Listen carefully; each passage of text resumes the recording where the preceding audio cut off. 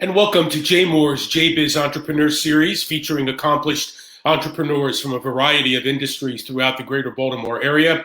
I'm your host, Gary Stein, and this series is brought to you by Nemphos Braue, the Mid-Atlantic's leading boutique corporate law firm, supporting corporate growth at every stage of business. Nemphos Braue specializes in corporate, business, startup, and entrepreneurial law, and their team has extensive experience in the areas of intellectual property, mergers and acquisitions, and general counsel practices.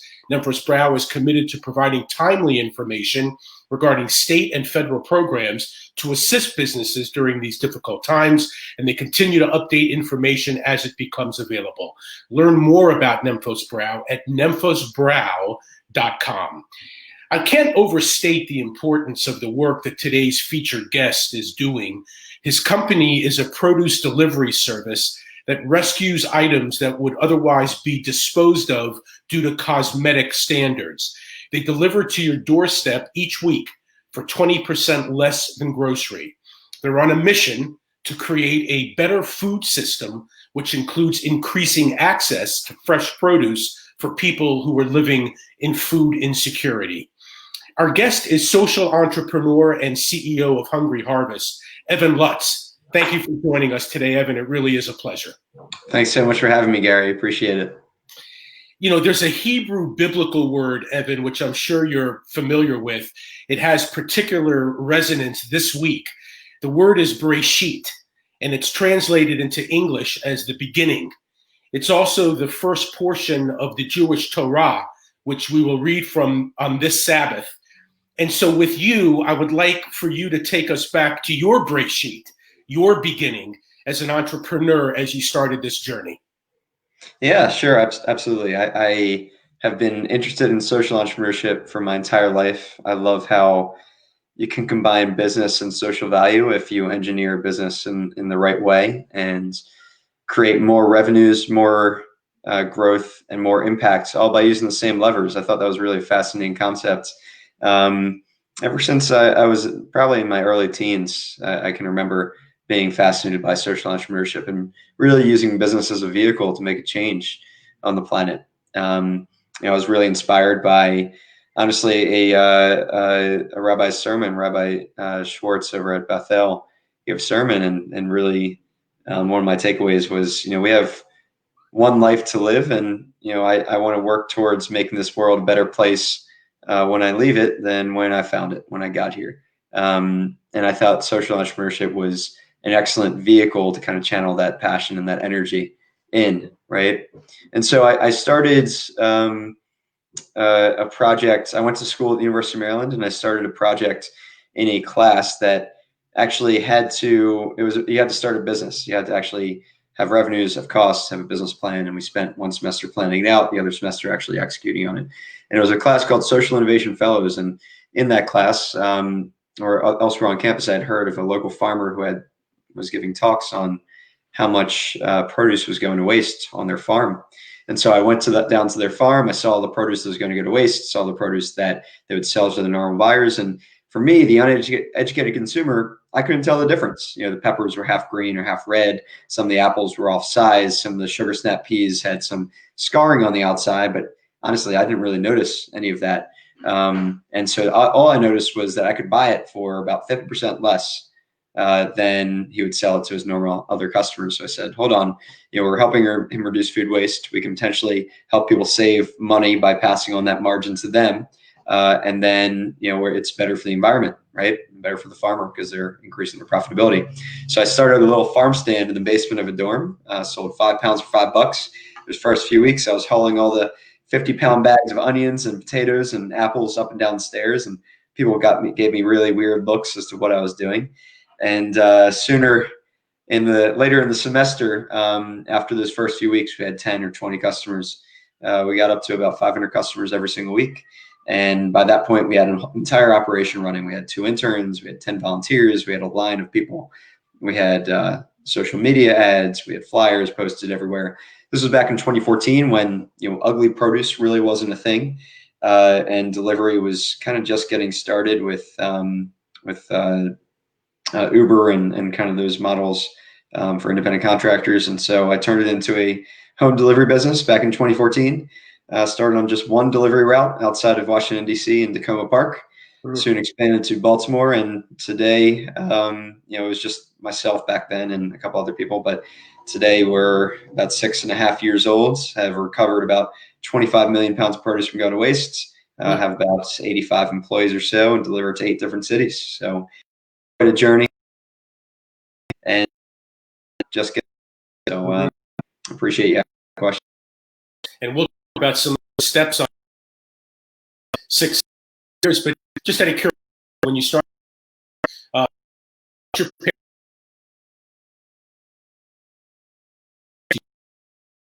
my parents let me. I was fortunate enough the first couple of salaries to their house, which is always a I think it was sort of, and they really helped guide me, just like this so much. I didn't know about people management, logistics, marketing, and so really valuable. It was definitely being, be of the business and myself, really believing I made years. Actually, that's what I was about. Not necessarily, we'll talk about that a little bit later. But, and wanting social in the world, to better the world is great. That's one thing. But the actual nuts and bolts of running a business, like you say, hiring the interns, doing the deliveries, making the logistics happen, being an entrepreneur, that's really what being an entrepreneur is, the nuts and bolts. I know your parents were supportive. I know you leaned on them for advice, but did you ever think that was, and you had no experience doing that, did you ever think that was really a daunting task? And how did you get out of any pessimism or negativity that you may have had about the endeavor that you were undertaking? Yeah, it's a really good point. First I would say entrepreneurs, it's a requirement. It's baseline. You have to be optimistic about something, about some industry, some product, some way of creating value. If you're a pessimist, this is not the right industry to get into. Right. It's not the right job. So it's a kind of a baseline requirement of the position. But really, I got down on myself a lot when I made a lot of mistakes in those early years, and I still make a lot of mistakes today as well. And it's very easy to kind of get sucked into a downward spiral, right? When you don't think you're good enough, you don't think you're cut out for the job, etc. Really, I go back to the mission of why I first started. I'm sitting here talking to you and hearing you introduce me as the CEO of Hungry Harvest. Back when I was a teenager, this was a dream, right? I always dreamt of becoming a social entrepreneur. I didn't think I was actually going to do it. I didn't think I had the chutzpah. I didn't think I had the initiative to put that first foot forward and take the scary big first step. And instead of getting a job out of college, really just go, knee deep into entrepreneurship head first. And so, this is, it's really comes back to the mission for me of why I first became an entrepreneur, to make the world a better place. Because again, I'm kind of inspired by this idea of mortality. And that's what really drove me to work through all these different mistakes and be resilient and try to work through all these nuts and bolts. As you said, ideas are a dime a dozen. It's really execution that makes a difference. And right. The best businesses don't have the best ideas, but they have the best execution. Mm-hmm. And that's really kind of led us to where we are today. So may I ask, have you ever, after college, did you actually ever take a job with anybody? Have you ever worked for anybody? No, I haven't actually. I've had internships in my life, mm-hmm. In college and before college, and I worked as a caddy at a country club when I was in my teens. But those are really the only jobs I've had. So I haven't ever taken a job outside of Hungry Harvest. Gotcha. Just a quick reminder: our JBiz series today is brought to you by Nemphos Braue, the Mid-Atlantic's leading boutique corporate law firm, supporting corporate growth at every stage of business. Nemphos Braue specializes in corporate, business, startup, and entrepreneurial law, and its team has extensive experience in the areas of intellectual property, mergers and acquisitions, and general counsel practices. Learn more about Nemphos Braue, our fine sponsor, at nemphosbraue.com.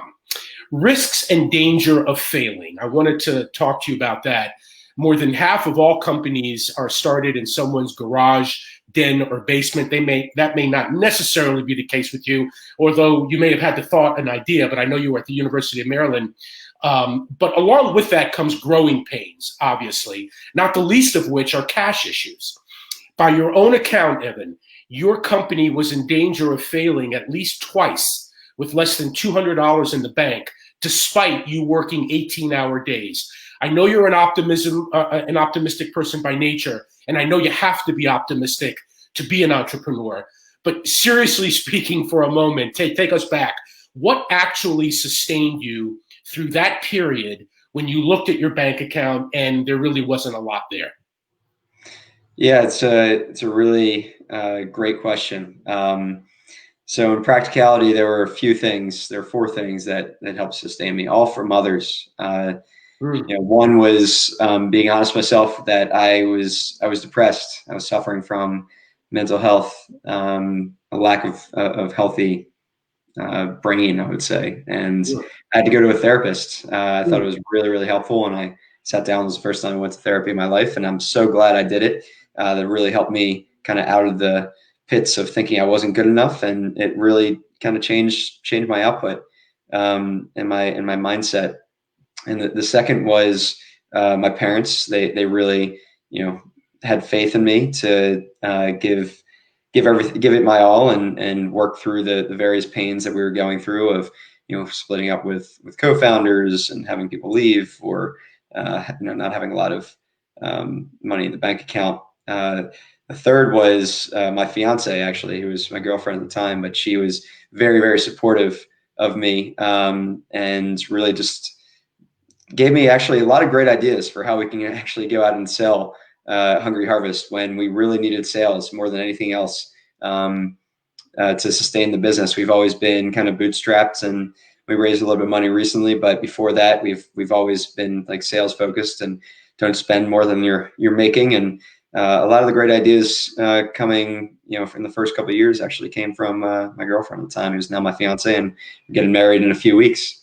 And then finally, our investors, they really had faith in me and staying on as CEO. They could have easily just kicked me out, took over the business, and tried to do something with it, but they believed in me, and it's been a journey working with all of them. They've all stayed in the business over the past 6 years, so it's been that those periods of time were really tough, and I think that's what drives a lot of character in both myself, and the business.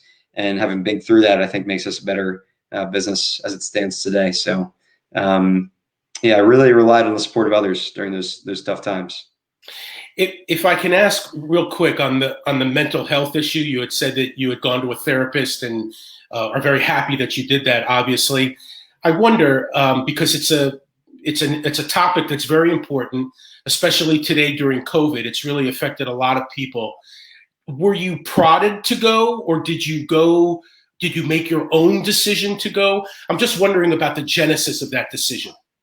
Yeah, I think a few people suggested it to me. It was ultimately, I mean, if you're choosing to go to a therapist, I think it's ultimately your own decision, and you have to actually be the one that does the research and make the calls and set up the appointment, etc. So that's kind of, I was prodded to go, but it was ultimately my call of whether I wanted to do it or not. But it's so important. I mean, mental health is not nearly talked about enough in our society, and it's so widespread that you would think that it's talked about more, but it's really kind of like a taboo issue that nobody likes to talk about. And it's like, it's okay to not be okay. And there's a lot of resources out there to help with that. And there's a lot of people that are there to try and support and get to a better place mentally speaking. And so I'm glad I took that step. I want to say, what was that, 2015, 5 years ago. And I've gone to therapy here, pretty frequently actually since then. And I find it very, very helpful. And again, I'm not afraid or ashamed to say that. I think it's something that needs to be talked about a lot more in our society. And especially with entrepreneurs, there's a very high rate of depression amongst entrepreneurs, even though we're all optimists, right? Right. So I think it's really helpful to get a healthy group of entrepreneurs you can talk to honestly and openly and be vulnerable with, and that really helps sustain me as well. Mhm. Evan, it wasn't too long after that, actually, that your business really hit a big turning point. This is a very well-known story. You made an appearance. You were selected to make an appearance on Shark Tank, very popular nationally syndicated show on CNBC and other places, and you were successful. I guess being an optimist by nature, let me just ask you, what gave you the idea that you could actually get onto Shark Tank? That's a great question. So we actually we were contacted by Shark Tank. Now I'm optimistic, but I'm not optimistic by these odds. So the odds were, when we were told, Shark Tank actually contacted us and they told us on the phone these odds. So they said 45,000 companies apply every year. We actually fly out 160. We air 140, or we film 140, and we actually only air 120 companies. And we said, no, thank you, because those odds are crazy. We have a business to run, and we were a very small team at the time, and needed to get up and running with our sales and marketing, et cetera. So about 3 months went by. They emailed us again, and we could tell that maybe we had an inside track. And so we actually sat down to the application process, which was really long. Went through the whole process of making a video, doing another handwritten application, making another video, kind of talking to producers over and over again. Finally, in June 2015, we got a call that they're going to fly us out to go film. And when they did that, I sat down. We had about 3 weeks between the time we got that call and when they'd actually fly us out. I watched every single episode of Shark Tank. One of the biggest things I knew, we figured out, was like, the point of Shark Tank is not actually to raise money. It's to make sure you don't sound like an idiot right on the show. Like, this is a 30-minute or actually, I'm sorry, 6 to 8 minute advertisement for your company. And you want to be prepared. You want to present yourself cool, calm, collected, and confident. And so in preparing, we did a lot of practice with meditation, with how I'd respond, how I'd emphasize words. And so when we actually got to the studio, I was going on by myself, and I was extremely nervous. I mean, I remember this point when they were opening the doors, and then somebody was counting down 10, 9, 8. And my heart was like palpitating. And I walked down the aisle and said my 30-minute, or my I think it was 30-second, maybe it was 90-second spiel to the Sharks. I knew that if I was going to stutter in that, I would have a bad episode. If I nailed it, I'd have a good episode. Fortunately, I didn't stutter or anything. I nailed it. And came out 30 minutes later with double what I was asking. I asked for 5% for 50,000 and came out with 10% for 100,000 from Robert Herjavec. And it's been about 5 years since that happened, and it's been a huge turning point in the business. That actually aired in January of 2016. So about 6 months later. During those 6 months, I couldn't tell anybody that we'd been on the show, which was very hard to keep that secret, right? This was kind of a dream of mine. When we actually got the notice that it was going to air, that was the hardest 3 weeks we've worked ever in the business. Even harder than the 3 weeks we were preparing for Shark Tank. We had to prepare the website, our supply chain, our marketing, have enough personnel, have enough drivers, etc. And we got to have a really cool watch party with Lieutenant Governor, the Howard County Executive, 100 friends and family came out and watched. And luckily, we had a good edit. We went from 500 to 2,000 customers pretty much overnight, and it's been that way ever since the past 4 years. So it's been pretty exciting. I'm sorry. So is Robert still part of your company? Yeah, he's still part of our company, and we talk fairly frequently, a few times a year, and catch up. He always provides some really good advice, and so he's been really, really helpful for the business. When you went on, just out of curiosity, did you have in your mind, if I get a deal, it's going to be with X?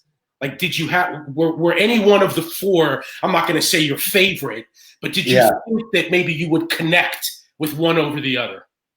I did a lot of research going in. I knew that any of them could be possibilities. I mean, Mr. Wonderful had invested in Plated, which is a kind of a similar industry to we're in. or tangential. So we knew a lot about the business. I knew Robert would probably be motivated by the mission. Lori likes retail focused, mission driven companies.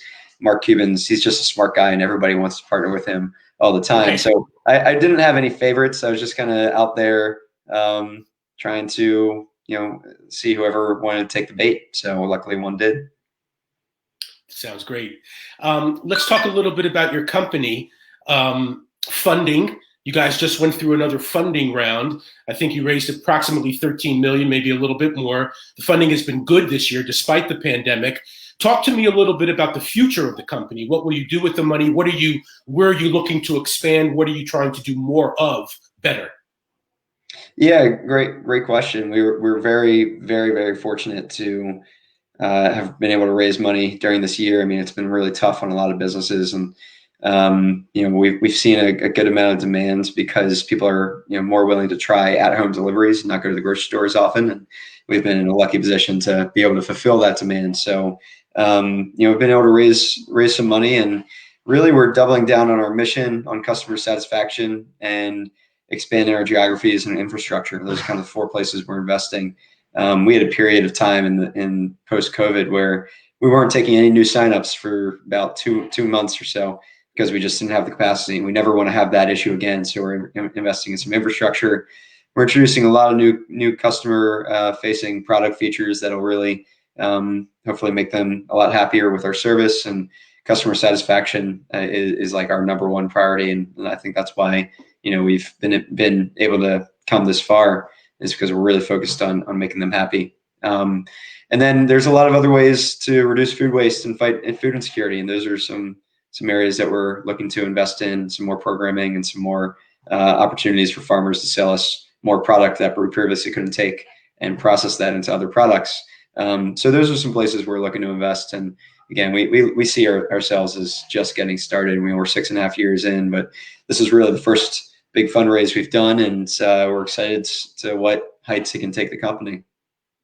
One of the most fulfilling benefits for a entrepreneur, especially a social entrepreneur, is the actual tangible benefits that a client or a customer may get from your service. Like you say, putting together the whole thing is great. The idea is great. You've obviously learned how to execute, great, all that.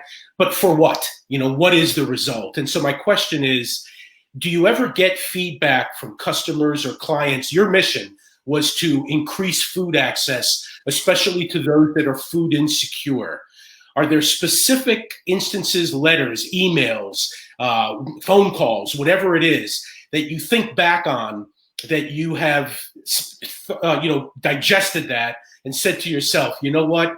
I really am helping. I really am making an impact for people and fulfilling the mission.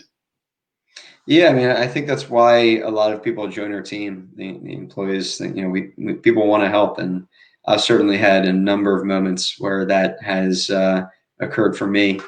One of the most inspiring things I see, we have a program called Produce in a Snap, where we set up low-cost produce stands in areas of high food insecurity, more commonly known as food deserts, throughout Baltimore City and some of the other cities that we're in. And it's really a way to get people fresh access to affordable produce where they otherwise wouldn't have access. And so it's a program that's been charitable, and it's helped 50,000 people since its onset.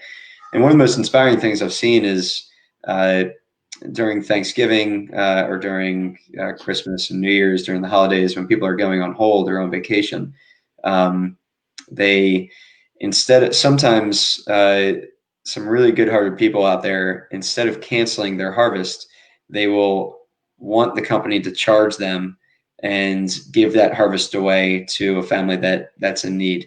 And it's not just one person. It's like, I think we've seen hundreds, maybe even thousands of people do that over the years.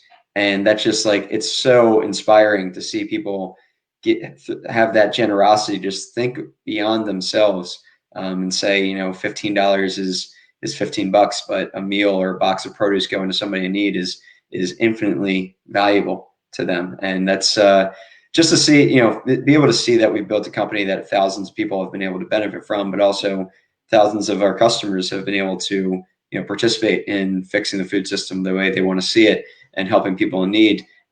Really inspiring and fulfilling to, when I think back at when I first started thinking about becoming a social entrepreneur when I was an early teenager and wanted to change the world for the better, thinking back to moments like that have been just otherworldly. I never really thought I'd be able to do this successfully, and yet alone see thousands of people, be charitable, and through a company I've built is so fulfilling for me.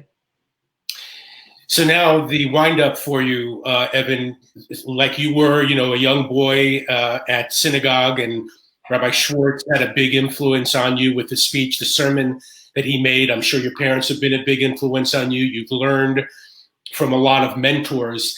You're in a position now, and you will be in the future even more, that people, youngsters today, will know your story and become inspired by you.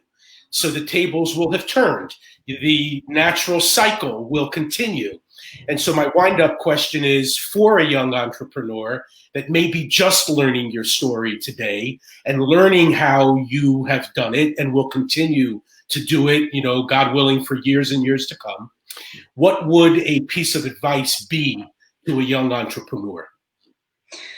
Yeah, I think the number one thing I can tell it's hard to sum up all the advice I have in one sentence. Again, I've made a lot of mistakes, so I can talk about those for hours about what I've learned. But I would say the number one thing is got to be resilience. I mean, it's a baseline character trait that you need to have when becoming an entrepreneur. You're going to fail, multiple times. Either your entire business is going to fail, or it's going to come close to failing, or you're going to make a lot of mistakes that are solely your responsibility. The buck stops with you as an entrepreneur, and you have to realize that responsibility and take accountability when you're starting a business for all the mistakes that are going to go wrong and all the things you're going to do that you might have redone, have given another chance. And the most important thing through all that is to be resilient, right? Believe in yourself, and that these mistakes that you're making, it's really about, sometimes I think a good analogy is basketball, right? So basketball is a confidence game. If you're a good shooter and you miss a couple shots, like, you have to keep on shooting, right? Yeah. It's 100% about the confidence that you have in yourself. You can make those shots. And so when you make those mistakes as an entrepreneur, you can make better decisions. In your heart, that. It's just about believing in yourself, that you can keep on going and make better decisions in the future. So resiliency is the number one thing I would say to work on, to practice, and to have with you when you're becoming an entrepreneur and starting your own business.